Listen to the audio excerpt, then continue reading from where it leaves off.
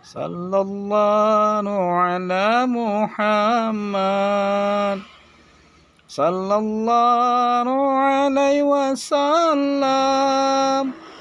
Sallallahu ala Muhammad.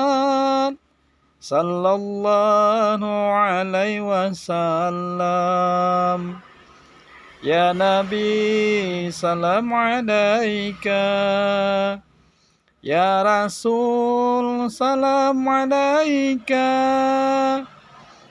Ya Habib, salam alaika. Salawatullah alaika. Assalamualaikum warahmatullahi wabarakatuh. Selamat pagi menjelang siang untuk saudara-saudara kami dimanapun Anda berada. Selamat berjumpa kembali di channel dakwah Rismadi.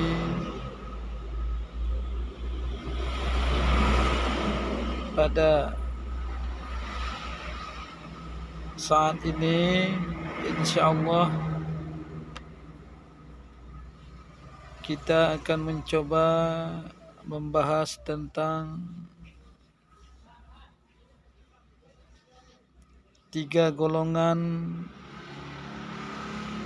umat-umat di akhir zaman. Bila kita berbicara tentang akhir zaman, maka akan terbayang kepada kita bahwasanya dunia ini akan dikiamatkan oleh Allah Subhanahu wa taala.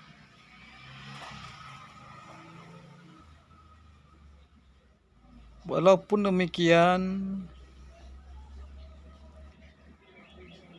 kata-kata akhir zaman ini menunjukkan bahwasanya di kehidupan manusia atau umat-umat di penghujung-penghujung umur dunia ini diliputi oleh suasana-suasana yang silih berganti dan pada umumnya merupakan fitnah-fitnah, baik itu yang kita ketahui ataupun yang tidak kita ketahui, baik itu yang kita sadari ataupun yang tidak kita sadari. Betapa banyak fitnah-fitnah di zaman sekarang muncul, baik itu fitnah yang kita lihat di lingkungan kita, begitu juga fitnah-fitnah yang bisa kita saksikan di media-media sosial, silih berganti. Dan ini menunjukkan kepada kita bahwasanya benar-benar itu sebuah tanda kita berada di akhir zaman.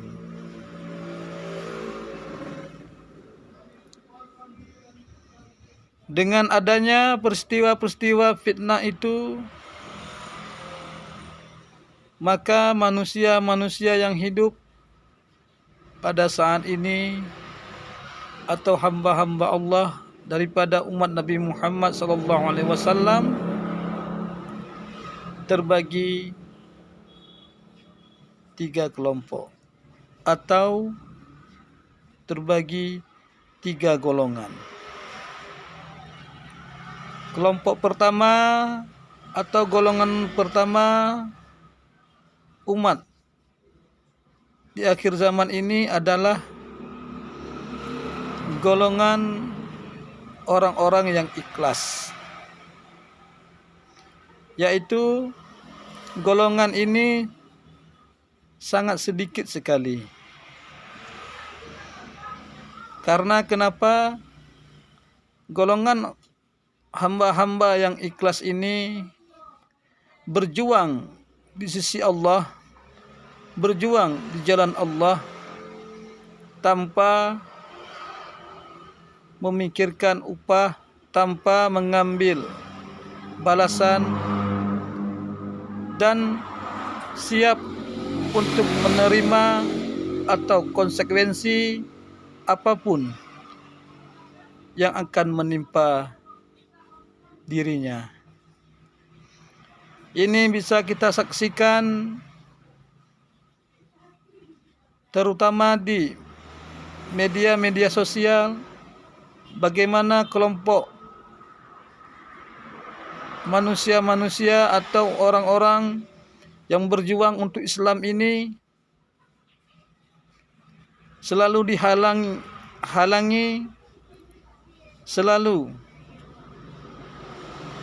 diperangi, dan selalu difitnah atau diadu domba dengan kelompok yang lain. Nah, ini menunjukkan kepada kita bahwasanya menjadi kelompok golongan yang ikhlas ini merupakan sebuah tantangan, sebuah lika-liku yang akan menuju kepada ampunan Allah dan ridha Allah Subhanahu wa taala. Saudara-saudara kami, hamba-hamba Allah dimanapun Anda berada, golongan hamba-hamba Allah di akhir zaman yang ikhlas ini memang sudah langka sekali. Karena kenapa langka? Bisa kita lihat pada umumnya masyarakat atau manusia kadangkala tidak peduli lagi dengan keikhlasan, tidak peduli lagi dengan tujuan hidup ini yang sebenarnya, dan sudah pasti kadangkala kita sebagai manusia selalu tertipu dengan slogan-slogan atau ucapan-ucapan yang memang tidak sesuai dengan agama kita, yaitu agama Islam.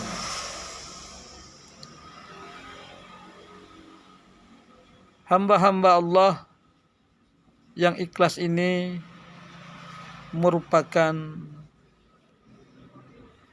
orang-orang yang berjihad di jalan Allah. Walaupun kita lihat dia tidak berperang dengan orang kafir, dan kita melihat dia tidak mengangkat senjata, tetapi senjatanya adalah lidah dan hatinya untuk selalu menjunjung tinggi perintah-perintah Allah Subhanahu wa taala dan menjunjung tinggi perintah Nabi Muhammad sallallahu alaihi wasallam. Ini yang menjadi tolok ukur bagi kelompok umat-umat akhir zaman yang ikhlas ini. Kemudian kelompok kedua atau golongan hamba-hamba Allah di akhir zaman ini adalah kelompok orang-orang yang ria. Makna ria di sini adalah melakukan semua kebaikan-kebaikan atau amalan-amalan itu tujuannya bukan kepada Allah Subhanahu wa taala. Kadang-kadang mereka menyantuni anak yatim misalnya, membangun panti asuhan untuk anak yatim, bukan tujuan untuk kepada Allah. Kadangkala ingin nama mereka disebut-sebut sebagai dermawan, nama mereka disanjung-sanjung dan diperbincang-bincangkan di kalangan manusia. Nah, ini contoh-contoh kelompok manusia-manusia yang ria di dalam beribadah kepada Allah Subhanahu wa taala. Sering kita lihat kadangkala kelompok ria ini masuk juga dia ke dalam masjid. Ini bisa terjadi kepada imam, kepada makmum, atau kepada jemaah-jemaah yang lain. Misalnya si imam ini dalam mengimami salat membaca ayat-ayat yang panjang setelah Fatihah, sehingga membuat jamaah di belakang tidak lagi merasakan kenyamanan, apalagi di jamaah tersebut banyak orang-orang tua dan anak-anak, sehingga kekusukan dalam ibadah berjamaah salat akan semakin berkurang. Nah, ini juga salah satu contoh kelompok-kelompok orang-orang yang ria beribadah kepada Allah Subhanahu wa taala.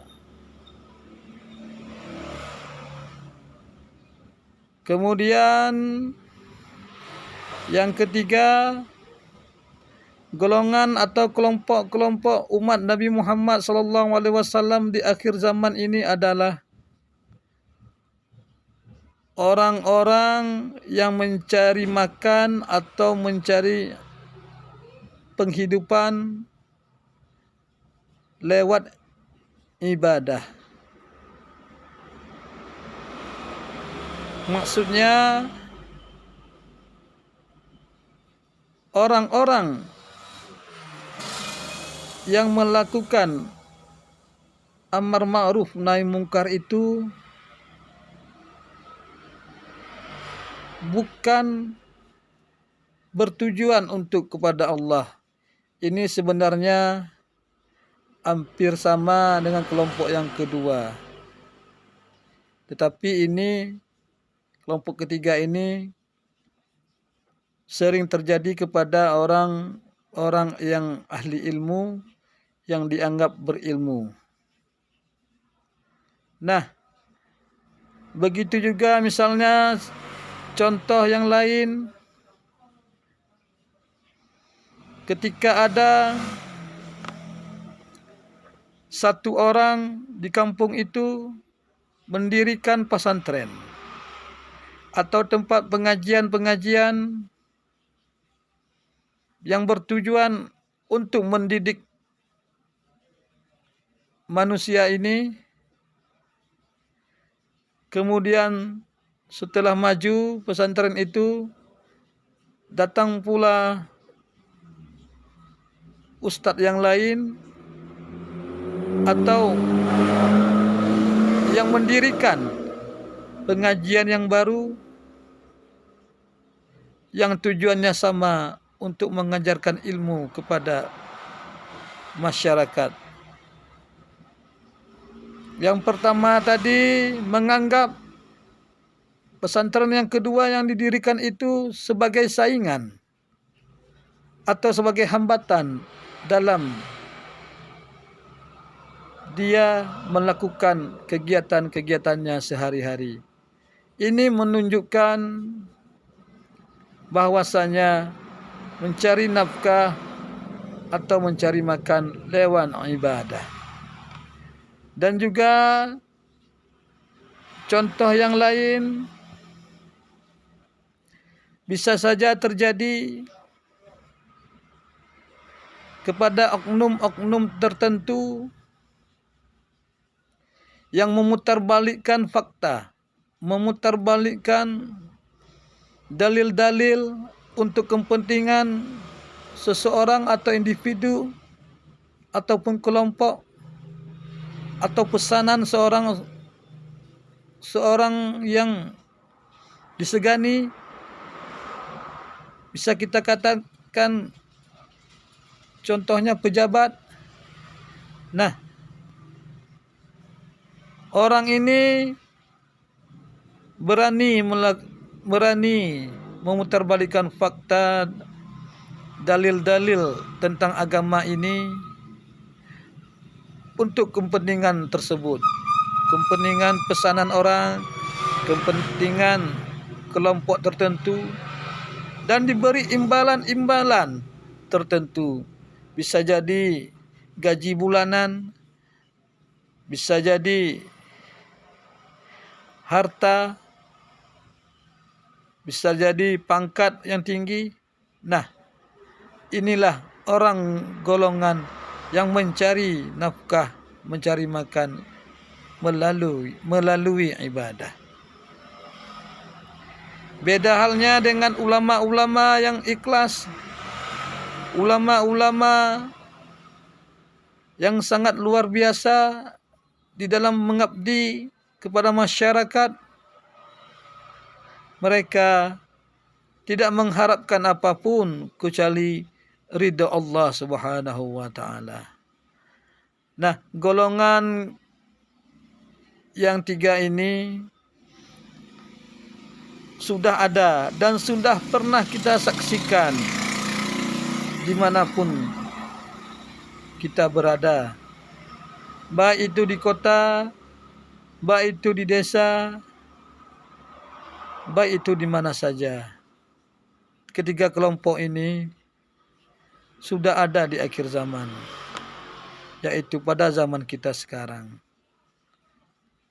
Yang selamat adalah kelompok yang pertama, yang ikhlas menjalankan perintah-perintah Allah, menjauhi segala larangan Allah, amar ma'ruf nahi mungkar, dijalankan dengan sebaik-baiknya, dengan niat yang baik.